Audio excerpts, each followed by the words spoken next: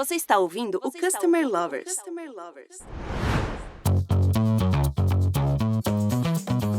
Olá pessoal, sou Leonardo Pallotta, Head da High Academy, a primeira business school do Brasil voltada exclusivamente para o tema Customer Experience.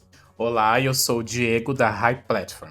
Está começando o 4º episódio da série especial do podcast Customer Lovers com clientes reais, contando tudo o que a gente queria saber, mas tinha vergonha de perguntar. E hoje estamos na 4ª etapa da jornada do cliente, a lealdade e a satisfação.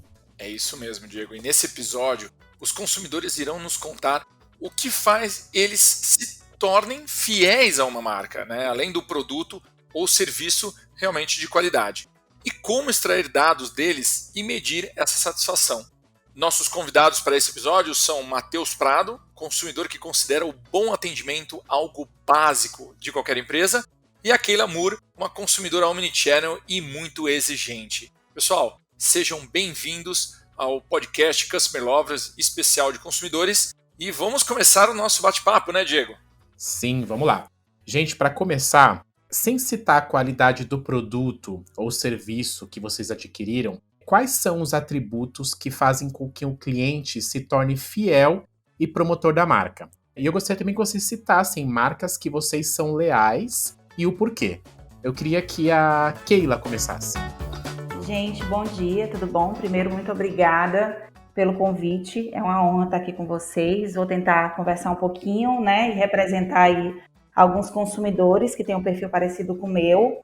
Bom, sem falar de produto, né, eu acredito que a questão da transparência, as informações dispostas com muita clareza, com detalhes que são relevantes para o cliente em relação ao interesse daquela prestação de serviço ou daquele produto. E, principalmente, jornadas sem atritos, né? Eu, como coloquei, sou uma consumidora omnichannel, faço as minhas compras hoje majoritariamente pela internet, também por comodidade, eu tenho um filhinho pequeno. E por que eu falo omnicanalidade, né? Porque os clientes, hoje em dia, eles são multicanais. Então, assim, dando como exemplo, eu posso dar o Magazine Luiza, eu compro de lá desde móveis até eletrodomésticos, até a fralda do meu filho. E aí tenho muita essa interação com eles, né? Eu compro pelo aplicativo, faço a retirada na loja, ou então eu tenho uma dúvida pelo WhatsApp, sou impactada pelo chat deles, então eu realmente exploro todos os recursos. E acredito que o bom atendimento mesmo é aquele que não precisa acontecer, no sentido de interação com a marca, no que tange a dúvidas, né, a alguns questionamentos, porque a informação ela já chega antes, já nos antecipa. Outro também que eu tenho bastante interação é com o Mercado Livre. É uma compra também muito fácil, muito intuitiva. Eu encontro tudo que vocês imaginarem lá. Então eu entro, eu escolho o produto, eu faço a compra, ele chega em casa. Muito difícil eu ter um problema e eu tenho também a liberdade de fazer a reversão, né? De ter o arrependimento. E também já tive essas questões de receber o produto, não gostar do produto, e aí muito facilmente, com códigozinho, eu faço ali a devolução via correio. Então são as duas marcas que hoje para mim no mercado são referência. E você, Matheus, conta um pouquinho pra gente das suas experiências com as marcas que você é leal, é promotor. Perfeito. Olá, pessoal. Obrigado também pelo convite. Concordo totalmente com o que foi dito pela Keila, né? Apesar de ter um perfil um pouquinho diferente, né? A gente vai falar um pouquinho disso, mas como já foi citado, eu acho que eu coloco sempre o atendimento em primeiro lugar, né? E para mim isso está totalmente ligado à lealdade que eu tenho com as marcas, pelo menos, né, que eu acabo consumindo. Mas algo assim que eu acho que é um atributo, né, que faz com que clientes se tornem fiéis, inclusive eu mesmo, eu acho que é o acesso à informação, né? Para mim isso é primordial. Ter tudo ali ao seu alcance, ter informações claras, transparentes, né, como a Keila citou também, e principalmente o atendimento atencioso, né? Eu acho que se a gente precisa chegar numa etapa de atendimento, é porque de certa forma ou eu estou com alguma dúvida, ou estou com alguma situação, né, e eu sinto falta, né, eu gosto, na verdade, de ser bem atendido, e que as marcas mostrem realmente esse cuidado, né, por meio do atendimento, mostrem que estão realmente dispostas a ajudar, né, a esclarecer ali as situações. Então, isso é o que me faz ser fiel mesmo a alguma marca. Algo que eu gosto muito, né, uma marca que eu consumo bastante, que eu sou fiel, de certa forma, é a Amazon, né, eu gosto porque tem esse acesso à informação, eu vejo que os processos são bem claros, né, e trazendo aqui para o Brasil também algumas marcas daqui mais próximas, eu gosto muito da forma com que o Boticário tem trabalhado, né? Eu acho que tem um pouquinho dessa pegada mais omnichannel, tem essa facilidade entre os canais, né? Seja uma compra pela internet ou numa loja física, eu vejo que eles têm ali, né, o acesso à informação, o acesso ao histórico de compras mesmo, e isso eu acho que é bem legal, né? Eles mostram, de certa forma, essa atenção. E tem uma marca também que eu tive uma experiência bem bacana recentemente, que foi a Gol, de viagem, no qual a aeromoça, era data de aniversário, a aeromoça chegou simplesmente, trocou uma ideia, deu parabéns, conversou bastante, né? Então eu vi que eles têm realmente esse cuidado, né? Tiveram pelo menos esse cuidado com o cliente, de analisar mesmo ali, né? De ter acesso às informações daquele cliente, e isso para mim é totalmente importante, né? E faz toda a diferença ali no processo. É um mimo, às vezes, tão pequeno, né, que faz toda a diferença pra gente. Eu tive coisinha simples, total, você ser lembrado. Eu tive essa experiência pela KLM, quando eu estava voltando no meu intercâmbio, e eles me deram uma capinha de passaporte que eu uso até hoje. Então, assim, um presente também funcional e que vai fazer você sempre ter a lembrança da marca, levar um bolinho, e realmente, assim, é um detalhezinho que faz toda a diferença. Perfeito, mostra essa atenção mesmo, né? Talvez nem seja algo tipo com um custo elevado ali para a empresa, mas mostrando essa atenção que se importa com você já faz toda a diferença, realmente. Vocês dois citaram duas marcas de e-commerce, né? A Amazon e a Magazine Luiza. Vocês acreditam que pela interação ser digital, fica mais fácil de oferecer um bom relacionamento, de criar uma lealdade? Como que vocês veem isso quando a gente fala sobre relacionamento digital com a marca? Eu acredito que, assim, quando a gente tem um processo muito desenhado, na verdade não vou falar de processo, vou falar de cultura, né? Quando a gente tem uma cultura customer-centric, que realmente tem esse cuidado com o cliente e tem toda a sua estratégia orientada para que ele tenha uma experiência fluida, tem que ser indiferente a interação dele em qualquer tipo de canal que a empresa oferece. Mas, como eu sou uma profissional da área de experiência, de relacionamento, trabalho há muitos anos com isso, e assim, a maior parte da minha carreira foi em atendimento de shopping center, né? Inclusive na parte de atendimento ao cliente, eu sei quais são os desafios que a gente tem ali no atendimento real, assim, no atendimento físico, né? Não é que eu acho mais fácil do online você ter essa conexão, eu acho que é mais customizável, porque ali você está falando de uma mensagem personalizada ou um processo que você vai ali antes do cliente chegar. Ele tem um fator humano, mas ele não tem um fator humano tão forte quando você tem isso de forma presencial. Eu acho que o presencial ele é mais desafiador e ele vai ali exigir um pouco mais de trabalho mesmo, de treinamento, de você estar ali com todo mundo engajado no mesmo propósito. Eu acho que tem essa diferença, mas como eu falei, se a gente partir do princípio que é uma empresa que tem o cliente no centro e que tudo é orientado para que a experiência dele seja encantadora, você vai ter aí experiências diferentes, mas igualmente inesquecíveis dentro dos dois canais. Total, 100% isso, concordo muito. De fato, né? Acho que no físico, ali no presencial, requer, né, mais esse treinamento, requer muito alinhamento da marca com os vendedores, né? Porque ali você está na frente da pessoa, né? Você não tem margem para fazer uma pesquisa, para pensar uma solução, tem que ser ali na hora. E concordo muito com isso, realmente. Eu acho que isso tem que estar na empresa, né? Enraizado na empresa, independentemente do canal que está sendo feito o atendimento. Acho que o foco ali tem que ser, se o foco é no cliente realmente, tem que demonstrar isso por meio das atitudes do atendimento, da forma com que vai responder, enfim, né? Eu acho que tem que estar todo mundo disposto a identificar oportunidades ali no atendimento mesmo, né? Seja no físico, seja no digital. E eu acho que é muito isso, né? Não que seja mais fácil, mas que no digital você tem aquela margenzinha ali para você parar um pouquinho e pensar o que eu vou fazer, né? Como que eu vou seguir. Mas realmente, se está enraizado na empresa, eu acho que das duas formas ali você consegue surpreender e fazer um trabalho bem legal. E eu acho que não ficar só no feeling da pessoa que está na sua frente, do colaborador.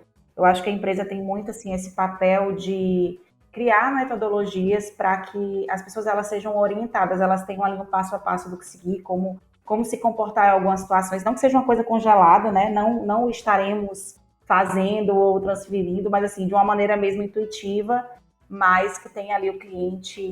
Eu acho que se a cultura é clara, a gente como cliente, no da outra ponta, a gente sente isso de uma maneira muito natural. Muito bom, gente.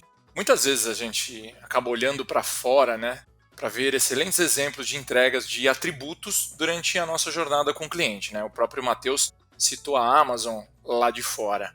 Aí o que eu queria entender de vocês é o seguinte: quais os atributos que vocês veem em marcas de fora do Brasil e que as marcas brasileiras poderiam aderir também para conseguir justamente fidelizar os seus clientes? Algo que eu sinto bastante diferença ainda, né? Acho que a gente está caminhando muito para melhorar isso, mas a questão logística eu acho que pega bastante, né? Aqui no Brasil a gente ainda enfrenta algumas dificuldades com algumas marcas, tanto no sentido tipo, da entrega como um todo, mas também no acompanhamento logístico, né? Às vezes eu sinto que algumas marcas acabam me oferecendo esse acompanhamento melhor, né? Eu consigo saber certinho de onde está, mesmo que seja vindo de fora, e algumas marcas no Brasil ainda enfrentam algumas dificuldades nesse sentido, né? E outra situação também que eu acabo sentindo também é a forma com que utilizam os dados, né? E as informações que têm, né? Na verdade, eu fico até em dúvida, né? Não sei se isso está muito relacionado à nacionalidade da marca ou ao tamanho, né? Porque os contatos que eu tenho com marcas de fora são marcas maiores, de certa forma, mas eu vejo que eles utilizam muito bem os dados que eles têm a nosso respeito, as informações que a gente acaba deixando no caminho. E eu vejo muitas marcas aqui que acabam pedindo muitos dados na hora de finalizar uma compra, talvez, principalmente no digital. Você acaba deixando muita informação que nunca é utilizada, né? Então eu sinto um pouquinho dessa falta também de utilizar melhor os dados, ou se não vai utilizar, facilita o processo, né? Facilita a experiência ali, então não faça tantas perguntas, né, antes de fechar a compra. Então eu sinto um pouquinho dessa falta. Eu acho que esse é um ótimo ponto, logística, né? Até porque se vocês, né, a gente pesquisando quais são os maiores pontos de atrito da jornada dos clientes em e-commerce, a logística, ela sempre está figurando aí como um dos principais fatores. Mas eu concordo, sabe? Eu acho que eu tenho uma experiência... Outra marca também que eu estou sempre interagindo é com a Shein. E eu acho que a Shein é exatamente isso, sabe? Ela sempre vai chegar para me dar sugestões baseadas no meu perfil ou no momento que eu estou vivendo. Agora, por exemplo, eu estou me mudando.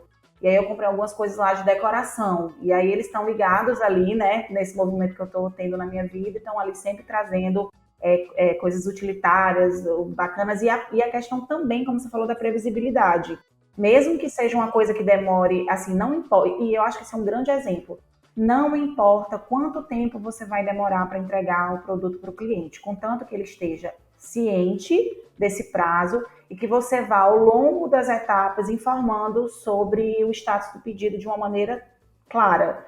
Então, mesmo sabendo que eu vou fazer uma compra na Shein, sei lá, vou demorar 40 dias para receber, eles estão sempre, saiu de distribuição, chegou no Brasil, e aí ele vai me informando isso. Eu acho que é isso, é questão de uma tecnologia mais avançada e mais customizada para antecipar as nossas necessidades, ou até despertar nem aquilo que a gente nem sabe que queria, né? Porque também tem os gatilhos aí de oportunidade, e a questão mesmo da logística, né? Eles conseguiram lá do outro lado do mundo, literalmente, ter uma logística amarrada para que o produto chegue na nossa casa. Acho que são fatores também que eu concordo. Exato, e ultimamente estou viciado na Shein também, e a forma que eles oferecem coisas, né? Realmente, são os gatilhos, né? Eu acabo fazendo compras ali que eu nem tava pensando, nem tava no radar, né? Mas chegou alguma coisinha ali, chegou uma notificação. Como eu comentei também, né? A forma do uso dos dados corretos, eles, obviamente, né? Eu compro umas roupas masculinas, algumas coisas, e chega tudo muito direcionado, tudo muito personalizado, né? Então acaba dando esse gatilho. E eu já enfrentei situações de algumas lojas que eu fiz compra, né? Fui abordado com anúncios, com algumas coisas, mas lojas de departamento mesmo, e que ficam me mandando sempre, tipo, moda feminina, roupas que estão em alta, não sei o quê. Tipo, não é o que eu vou consumir, né, obviamente. Então, acho que esse cuidado mesmo ali, no direcionamento do conteúdo, nesse uso correto ali das suas informações, acaba sendo totalmente um diferencial mesmo das marcas.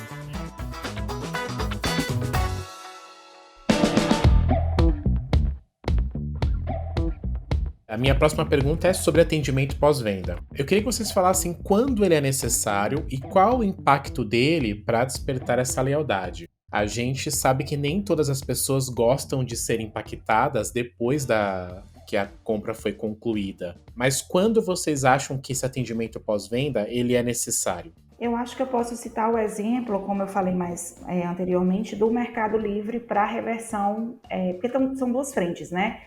Você tem aí o contato do pós-venda com a pesquisa, para poder mensurar ali como é que foi a sua experiência, né? Que a gente vai ter ali o NPS. E aí é uma perspectiva mais de mensuração, de entender como é que foi como é que foi a interação do cliente com a marca. Eu acho que mais para frente a gente vai falar um pouquinho sobre pesquisa. Mas, e a outra coisa é, beleza, não queria precisar ter o pós-venda para resolver algo. Mas se eu precisar, como é que a empresa vai estar preparada para receber a minha demanda?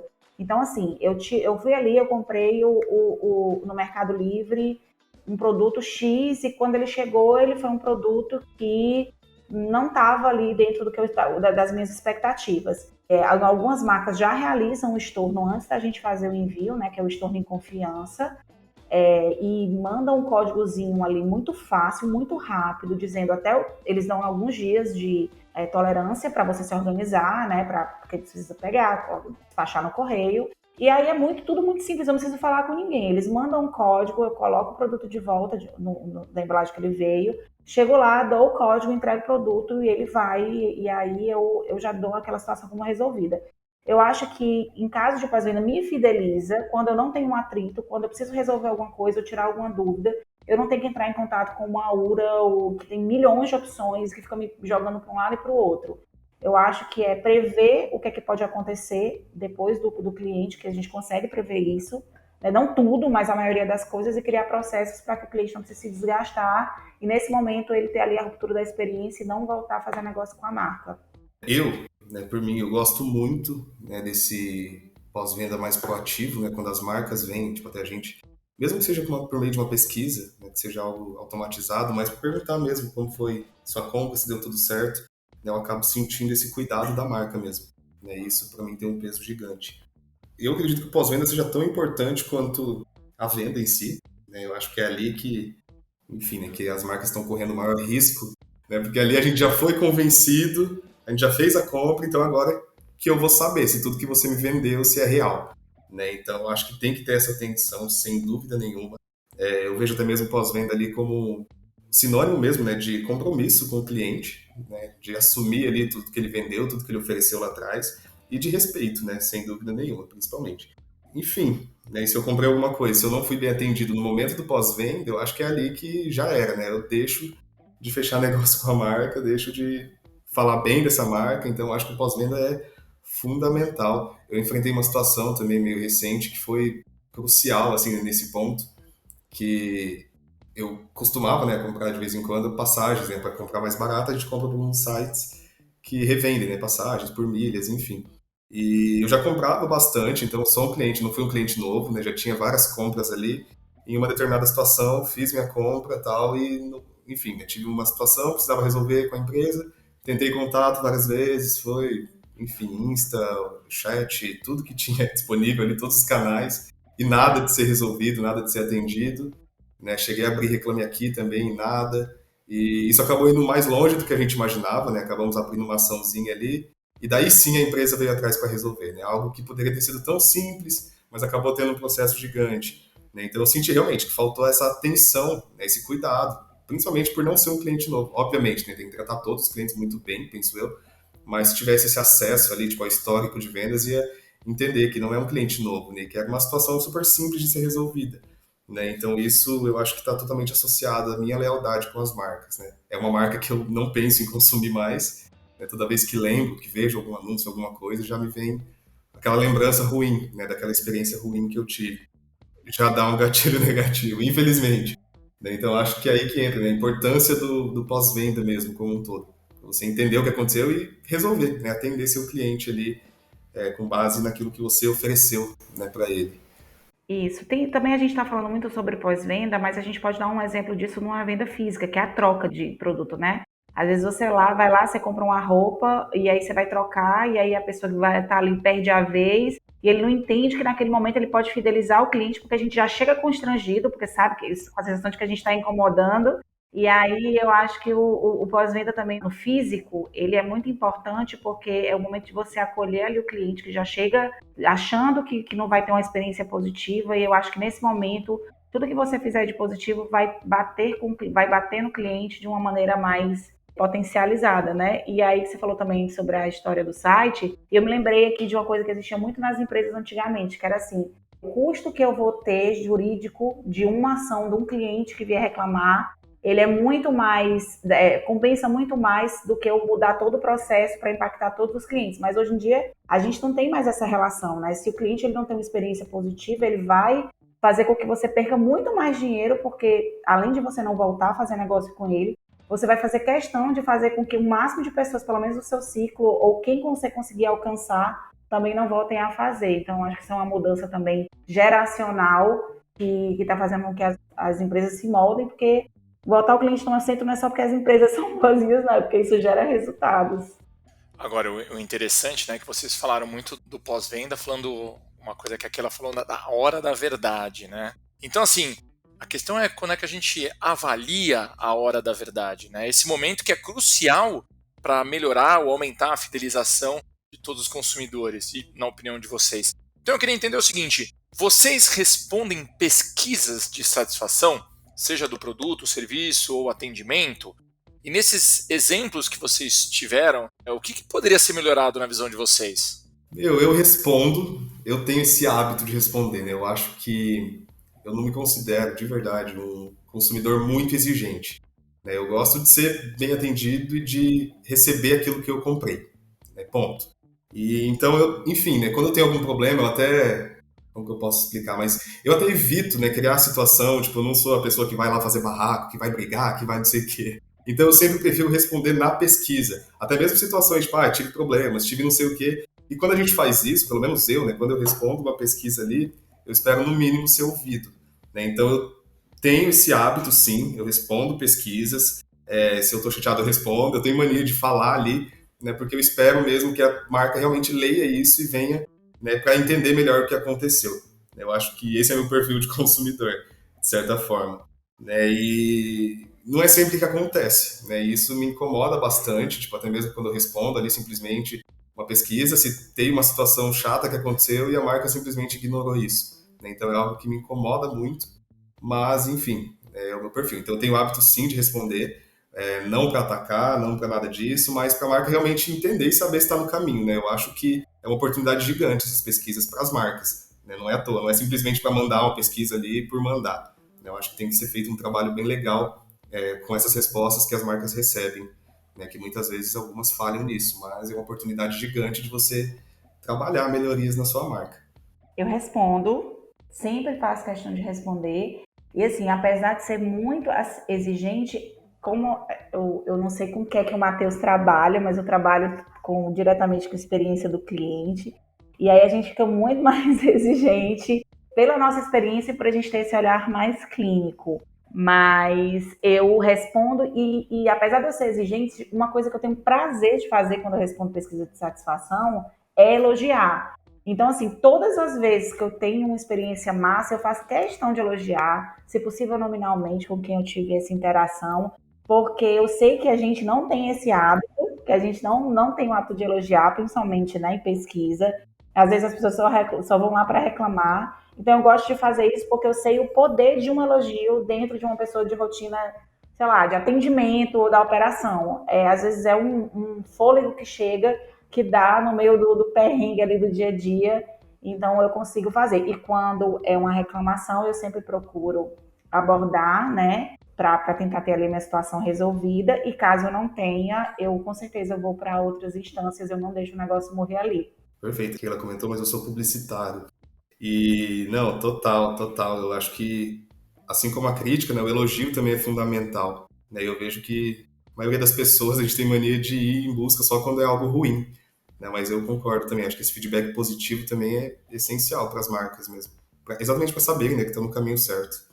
É exatamente sobre isso que eu gostaria de perguntar nessa próxima questão. Na opinião de vocês, por que o negativo tem mais impacto que o positivo? Por exemplo, nas redes sociais, a gente vê muito mais comentários negativos do que positivos sobre as marcas. E a gente sabe que as marcas não... As pessoas que trabalham com atendimento não acordam um belo dia e falam que vão fazer só atendimentos ruins. E problemas acontecem em todas as empresas, né? E existem muito mais atendimentos bons do que ruins. O que vocês acham que as marcas poderiam fazer para mudar isso também?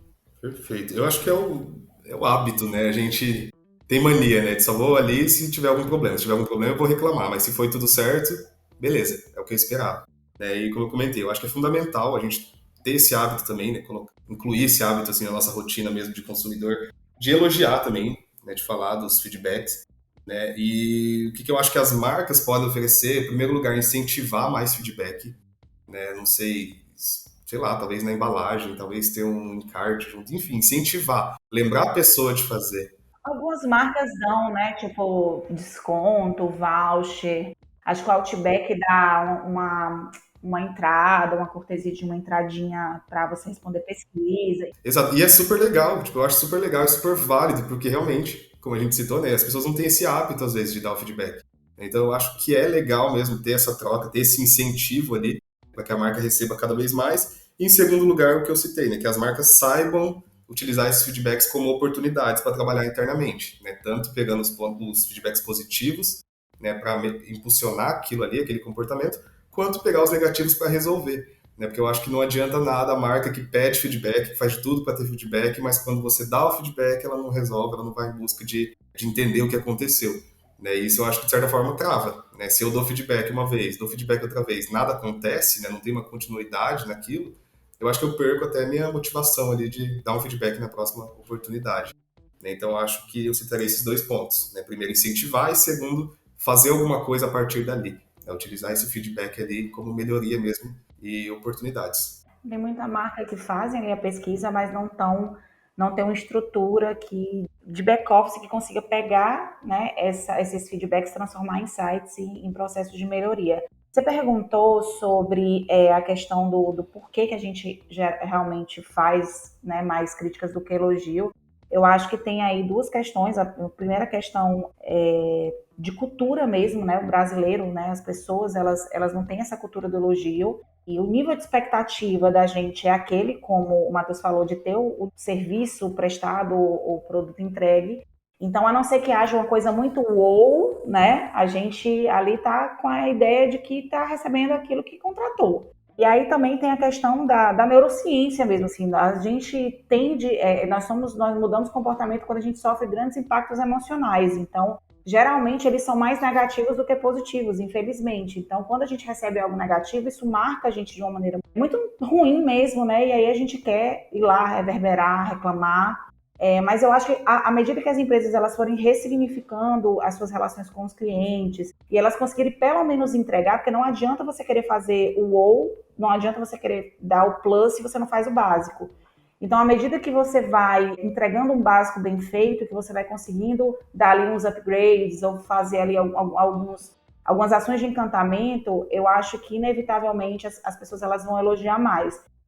Eu acho que é um movimento contrário. Como é que eu, como empresa, vou estruturar os meus processos, vou estruturar as minhas interações com o cliente para que ele tenha alguns pontos da jornada ali que sejam momentos wow e que façam que eles tenham vontade de chegar lá e falar para todo mundo. Tipo, a gente sempre cita o Nubank como um exemplo por coisinhas pequenas que eles fazem, mas é porque estão alinhadas com o básico bem feito, pelo menos na sua maioria. Então, eu atribuiria a esses pontos, mas também super concordo com o Matheus, assim, não adianta você fazer pesquisa, não adianta você pegar resultados dos clientes e engavetar. Se eles não se transformarem em ações de melhoria, você está ali só, entre aspas, se queimando com o cliente, fazendo com que ele não acredite que a voz dele vai surtir algum efeito. Pessoal, no fundo, né? E queremos estar mais próximo das empresas, né? Visto pelo depoimento de vocês, né? Ter uma conexão com as marcas que gostamos. E esse é um grande desafio também para as empresas, né? O que fazer para conseguir diminuir essa distância? Então eu queria, para a gente finalizar aqui, eu queria ouvir a opinião de vocês. Quais seriam as estratégias das empresas que vocês gostariam que as marcas aderissem para se aproximarem mais dos seus clientes? Eu acho que tudo isso que a gente citou, né, serviria muito como dica. Né? Aquilo que acabei comentando lá no começo, né, de analisar os dados, de usar os dados de forma positiva. Acho que é uma maneira super legal, né, das marcas se aproximarem mesmo, né, de mostrar que ela não está te vendo ali como um número, né, mas que ela sabe que você é uma pessoa, que você é alguém que está consumindo, que ela sabe que aquela não é a sua primeira compra, que ela sabe, enfim, né, sabe sobre você. Né, a marca te dá essa atenção, fazer essa análise mesmo. Eu acho que isso é algo super positivo que, sem dúvida nenhuma, aproxima e a gente se sente melhor, né, como consumidor. Mas eu acho que o principal é dar atenção, né, estar atento ali ao cliente mesmo como um todo, entender que se ele está entrando em contato com você é porque ele precisa conversar com você de alguma forma. Eu acho que ninguém, pelo menos eu, né, não entra em contato com nenhuma marca, sei lá, quero conversar, vou chamar alguma marca. Eu acho que não é isso, né? É entender mesmo, né, que antes de fazer o atendimento tem que ter o entendimento, de saber, por que esse cliente está vindo até mim? Deixa eu entender a situação para eu saber o que oferecer aqui, saber como atender, saber como acolher esse cliente mesmo. Eu acho que isso é fundamental e, lógico, né, esse último assunto também, estejam dispostas, então, né, que as marcas estejam dispostas a receber feedback, a ouvir o feedback e a usar isso como melhoria, como oportunidade de transformação mesmo. E, sem dúvida nenhuma, entender, né, principalmente nesse momento aí que a gente está passando, na verdade, mas entender que existem diferentes tipos de consumidores, né? Eu acho que tem o consumidor que é muito mais prático, que ele quer a solução super rápida e que ele quer resolver tudo sozinho, mas eu acho que também tem o consumidor que sente mais falta de ter esse contato mais humano, né? Então você entender ali, né, qual que é o tipo de consumidor que você está lidando, qual que é o tipo de consumidor que você está atendendo, está conversando, para você oferecer alguma coisa ali mais do jeito que ele espera, né? Eu acho que para as marcas mesmo isso é fundamental, né? Saber como atender, como receber cada consumidor, né? Cada tipo de cliente ali diferente. Isso gera proximidade, sem dúvida nenhuma. E eu acho que, enfim, né, como o Léo citou, tá todo mundo buscando isso, né? Tanto os clientes querem ter essa conexão com a marca e as marcas também querem ter essa proximidade, essa conexão. Então, acho que isso são alguns pontos simples, mas fundamentais para essa jornada. Respondendo essa pergunta de vocês, vou fazer também aqui um mix entre a Keila profissional de CX e a Keila consumidora. Inclusive, se permitido, né, vou fazer um merchan. Eu tenho um LinkedIn, que é o Keila Moore, que eu sempre estou dando dicas de conteúdos de CX, de como é que as empresas podem colocar o cliente no centro. Sempre estou produzindo conteúdos voltados para a experiência do cliente. Mas, respondendo a pergunta de vocês, e muito alinhado com o que o Matheus falou, as empresas elas precisam ter relacionamento com clientes muito mais relacionais do que transacionais. E como é que ela faz isso, né? Ela primeiro desenvolve uma cultura customer-centric, colocando o cliente verdadeiramente no centro do seu negócio e fazendo com que todas as decisões e todas as estratégias sejam focadas no cliente.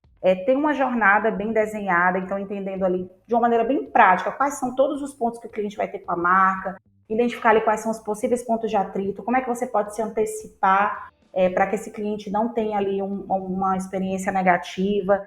Ter processos e metodologias bem definidos, também muito voltado com o que o Matheus falou, usar os dados a favor da empresa, né, ali com desenho de personas, criando ali grupos de clientes em comum para que você faça uma comunicação que atinja o máximo de pessoas da melhor maneira, de forma customizada, escutar o cliente, que é o que a gente falou muito aqui, né, transformando a voz dele em insights e em estratégias que possam verdadeiramente se transformar em ações de encantamento. E o mais importante, assim, fazer o básico bem feito e, acima de qualquer coisa, respeitar o tempo do cliente, porque o que a gente mais detesta no fim do dia é perder tempo. Então, se você tem ali uma relação com o cliente que respeita o tempo dele antes de qualquer fator, né, e faz com que ele tenha uma experiência fluida, eu acho que é por esse caminho aí que a gente vai conseguir ser valorizado como cliente, se sentir valorizado como cliente e também ser uma empresa que proporciona experiências encantadoras e que vão gerar fidelização.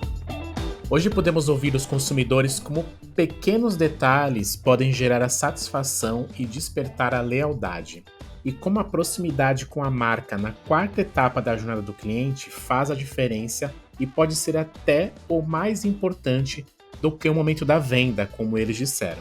Obrigado, Keila, obrigado, Matheus, e obrigado a todos que estão acompanhando o Customer Lovers. Até a próxima. Até a próxima, pessoal. Você acabou de ouvir o Customer Lovers, o podcast da High Platform. Dá uma acessada no nosso Insta e se liga no conteúdo que rola por lá.